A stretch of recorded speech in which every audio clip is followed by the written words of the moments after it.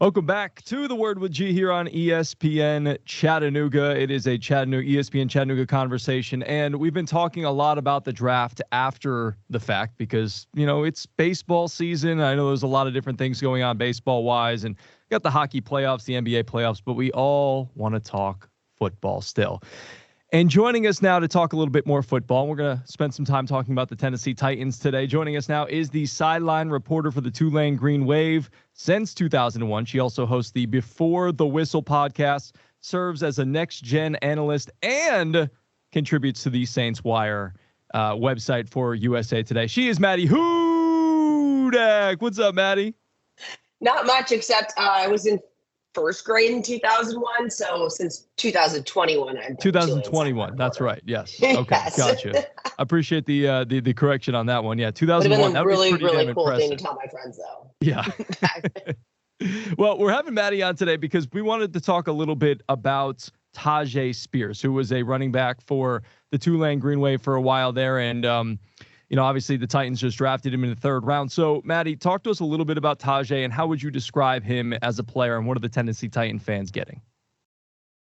I mean, you're just getting an electric player that I don't really know how to describe the feeling that I get watching him play, and it's really something that I haven't felt besides being a sideline reporter before, because I just think that running back is such a visceral type of feeling on the sideline. But going back to the 2021 season, that final game where the Tulane lost to Tennessee that year, but he had the fourth single game rushing output in Tulane history, and Matt Forte holds all top three of those. But it was just the way that you could see his patience, his vision, his field awareness, his ability to really just make these scans, make these cuts, and make these decisions while either mid-air or just taking a second, just to have that, I think, presence of mind.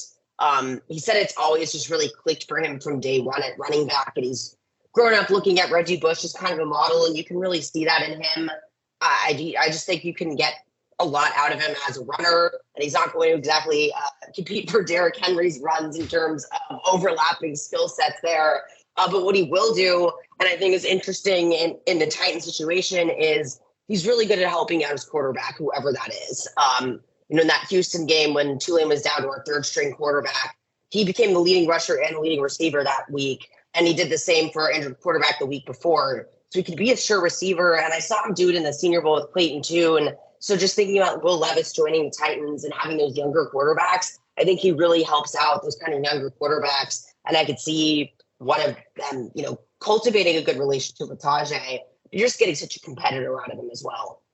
Yeah, and I think the Reggie Bush comparison, if Titan fans got Reggie Bush in the third round, I think they would be really, really happy about that. And I know I was having a conversation on my show earlier in the week, and we were talking about Bijan Robinson and first-round running backs being drafted. And I asked the audience, I said, if Bijan Robinson becomes Reggie Bush, would that be acceptable? Would that be successful, or would you be disappointed in his career? And I think the overwhelming, situation there was that everybody thought that would be a bit of a disappointment. But if Tyjae Spears in the third round turns into a Reggie Bush, oh my goodness, that would be fantastic if the Titans could get that level of running back play out of Tyjae Spears. Now, when you look at his game, and I know you just described a lot of different, ways to talk about him in a lot of different attributes, but what would you say is his greatest strength as a football player? I would go back to really just his vision and his field awareness, but it's not really just his physical traits. I think it's his mental approach to the game, his ability to get over struggles. I've seen him just in so many different types of running schemes. Obviously, he really shows an outside zone and whatnot. And I could point to a ton of highlights of, oh, go look at this cut, oh, go look at this cut kind of thing. But he's not the quickest downhill player, but there's just been times where we've been so condensed in whatever's going on in the field, and all of a sudden Tyjae is 40 yards downfield, and it's like, how exactly did he just do that? And then that same note, I've seen him line up wide and just be able to juke guys running forward, but he's also a team guy first and foremost. Like, you can't even get him to talk about any of his runs without talking about his blockers first and foremost. But he's also someone that's very aware of where their blockers are on the field. That's why I go back to that vision and that field awareness thing. Is that UCF championship run where he juked that defender after hurdling one of our players. It was like, something in me told me to go left, even though I had a bunch of open space to my right, because that's how I was able to kind of see the blocking scheme go downfield. So he's such a smart player, I think. I mean, he graduated early from Tulane with a 3.5, which honestly I think is better than what I graduated with. But, his work ethic, hearing how he went back and, spent 3 months taking one-on-one tutoring for the ACT just to get the scores to get into Tulane, and spend, what was his last amount of time with his friends in high school, driving, a pretty long time to go see this woman. I just think it all ties together into just how his work ethic translates to what you see on the field. But he just reminds me a lot of Alvin Kamara. So that's really where I would make the modern day comparison. Especially, I think he has more of the body type of Reggie Bush, but in the modern day, that would be the most comparison that I would have. Maddy Hudak again hanging with us here on ESPN Chattanooga. Now, what would you say if you had to look at his game a little bit more objectively and say, all right, what does he need to improve upon the most coming into the NFL? I hear a lot about his pass protection. I think a lot of that just kind of comes down to size, and it's a teachable thing with technique and whatnot. But I'd say what he needs to improve on is honestly probably running out of bounds sometimes. I know that's a weird answer, but he said that that's something he's kind of started to move away from. And I'll say I don't have any insider information about his medicals or anything like that. Just what's, been out there, but it is a smart business decision sometimes. And I think there is a little bit of that overly competitive nature in him, where that's something he really prides himself on. But again, he's just so easily coachable. I really struggle to find like one huge identifiable weakness other than, he's a little undersized or has knee issues, because I've really seen him struggle through schemes and then be able to get over them and, just be such a complimentary back. He's just never going to be that up the middle, every down back for someone.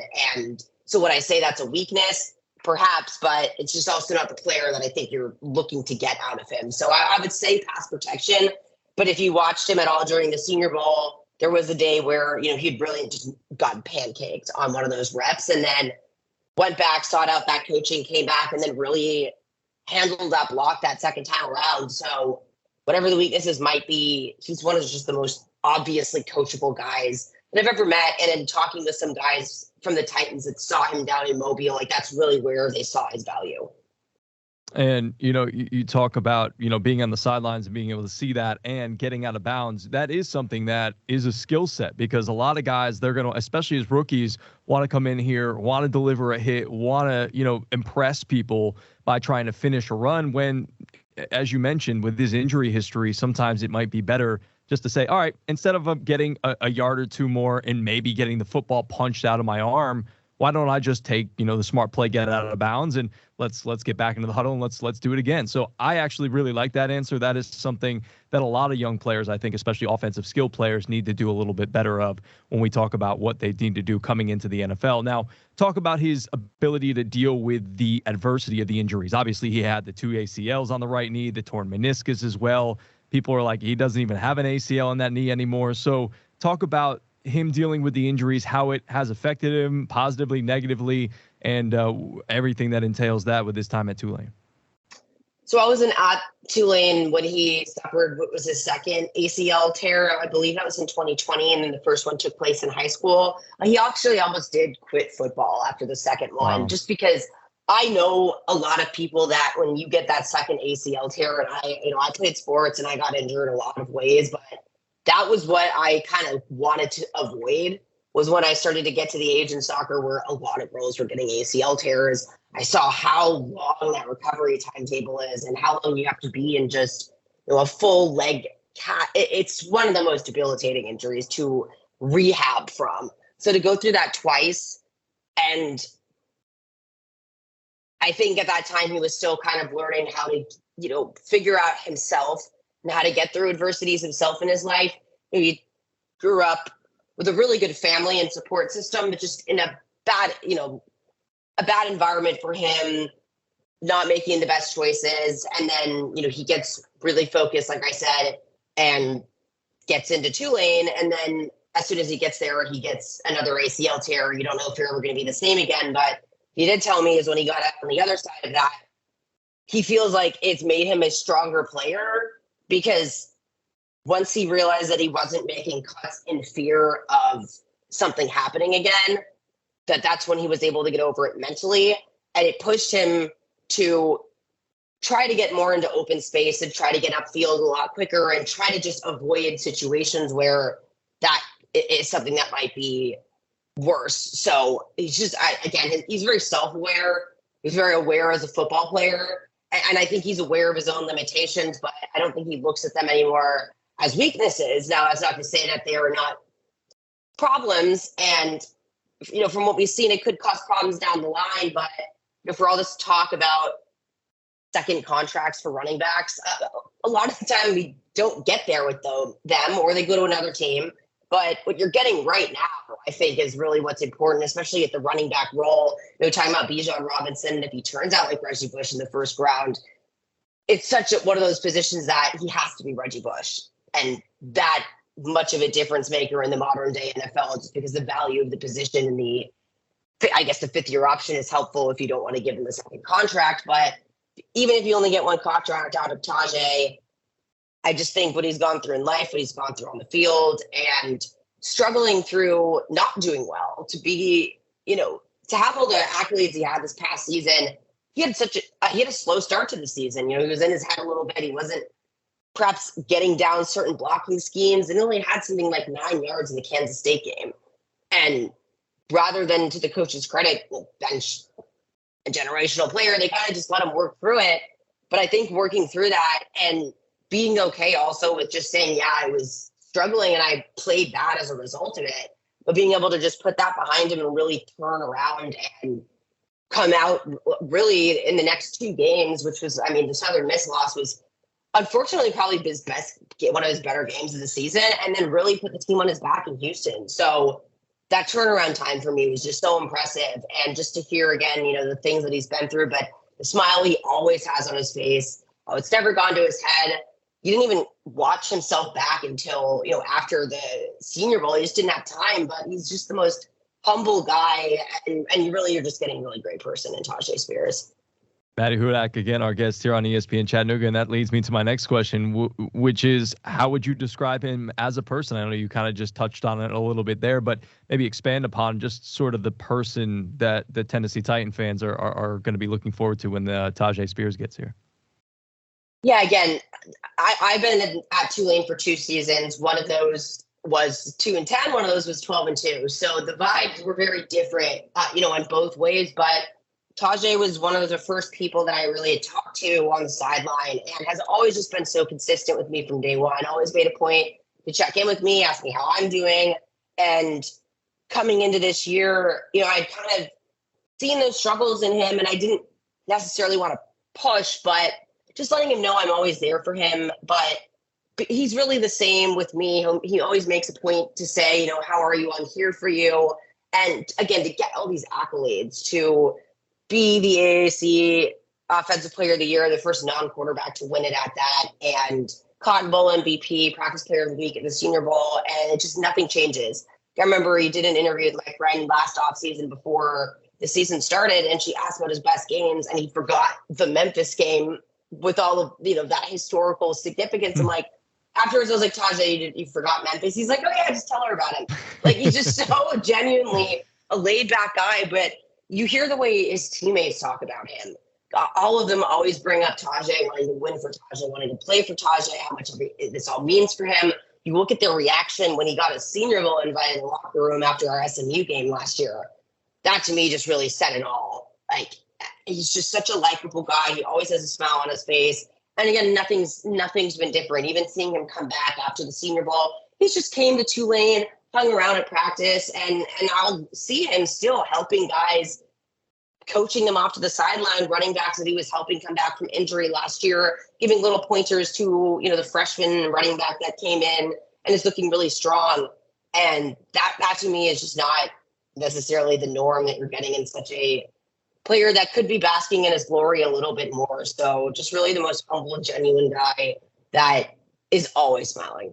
That's awesome. Again, Maddy Hudak, again, our guest here on ESPN Chattanooga. Before I let you go, Maddy, I wanted you to tell us a little bit about you and how you became the sideline reporter and all the things that you do, because you are, you kind of got your toe in a lot of different waters there in terms of what you're doing in the sports journalism world and the sports media world. I think it's incredible, all the stuff that you're doing. So tell us a little bit about the podcast, the sideline reporting, the next gen. I think that's really cool, all that stuff.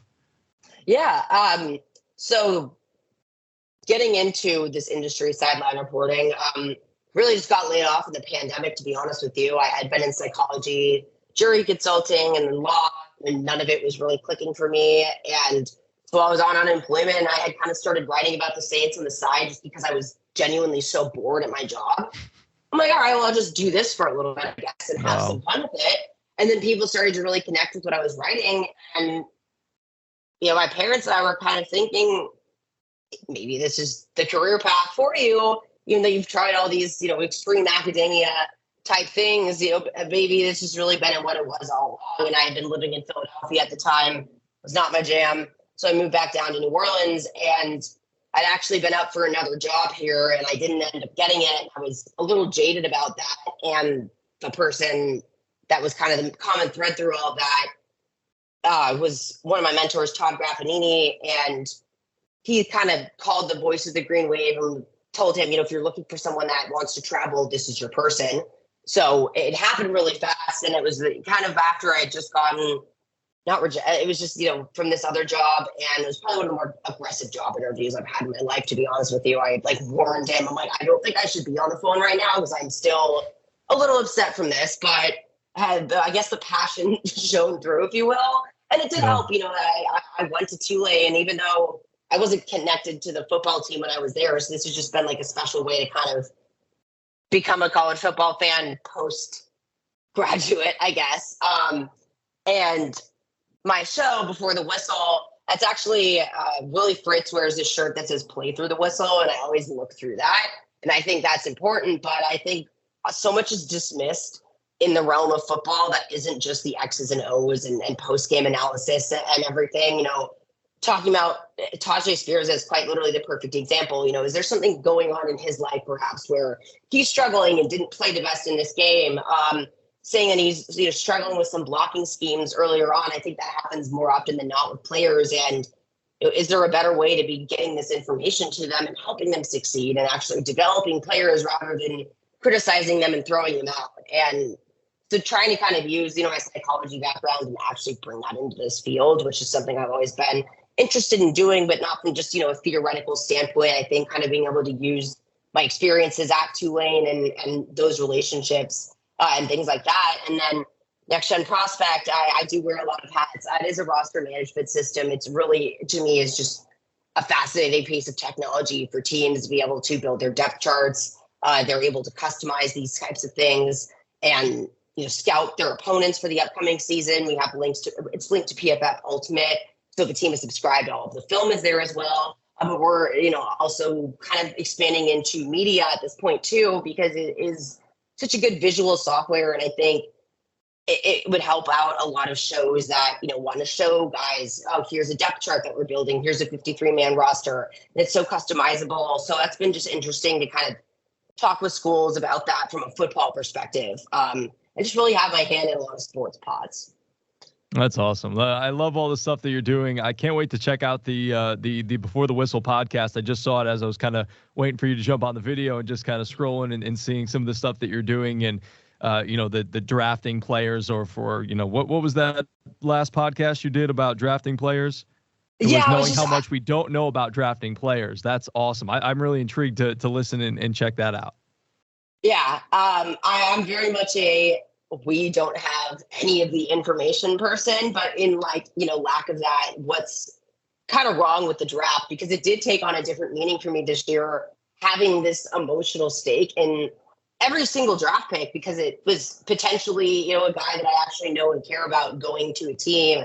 It put in perspective how random and it sometimes feels meaningless. Hearing just the story of Nick Anderson's Saturday of, running around his block. I'm like, they make all these choices all their lives. And then it's just a pinball machine, basically. Yeah. So just kind of exploring the hypotheticals, if you will. Very cool. Well, I can't wait to check it out. Check it out wherever you get your podcast, Before the Whistle. And you can find her on Twitter at Maddy Hudak _94. Maddy, thank you so much for the time. It's been great to get a chance to know you, hear more about Tyjae Spears, and maybe we'll have you back at some point to talk a little bit about how he's doing. Absolutely. Thank you. Titans fans, you really are getting a good one. Please take it from me.